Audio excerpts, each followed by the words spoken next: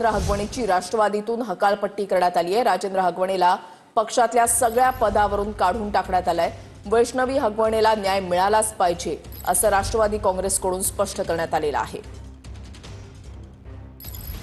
पुणे येथील राष्ट्रवादी काँग्रेस पक्षाचे कार्यकर्ते राजेंद्र हगवणे यांची कालच राष्ट्रवादी काँग्रेस पक्षातून सर्व पद किंवा सदस्यत्वातनं त्यांना मुक्त करण्यात आलेले, त्यांची हकालपट्टी करण्यात आलेली आहे। खरं तर त्यांच्या घरात जी घटना घडली आहे ती एक मानवतेला काळिमा फासणारी घटना आहे। याचा राष्ट्रवादी काँग्रेस पक्ष सर्वप्रथम निषेध करते।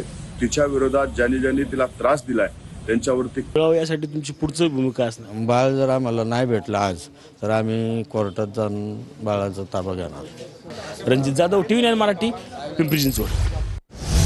वैष्णवीचा मृत्यू हा हुंडाबळीचा प्रकार आहे। वैष्णवीच्या मामांचा हा आरोप आहे। लग्नाच्या बैठकीमध्ये फॉर्च्युनर गाडीची मागणी करण्यात आली होती। वैष्णवी हगवणेंचे मामा उत्तम बहिरट यांचा हा आरोप आहे।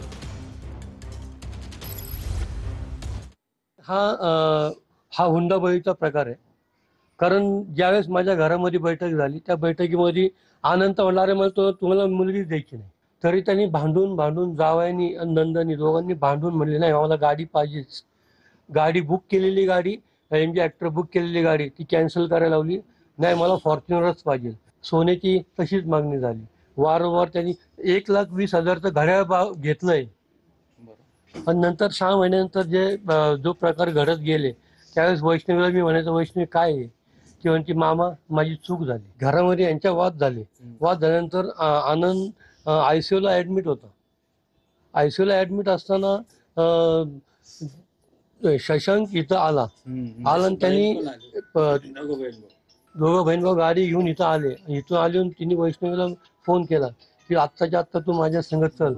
मग तिने माझ्या मुलाला मेसेज केला प्रणवला की आपण मी आता शशांक बरोबर पळून चालले। त्यांनी लगेच मला सांगितलं, तिला बेडरूम मध्ये होती तिला थांबवलं। म्हणलं तू हा निर्णय असा घेऊ नको।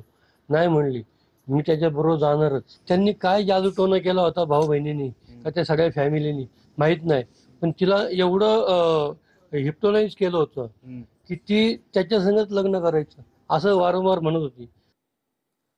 राष्ट्रवादीचा पदाधिकारी असलेल्या राजेंद्र हगवणेच्या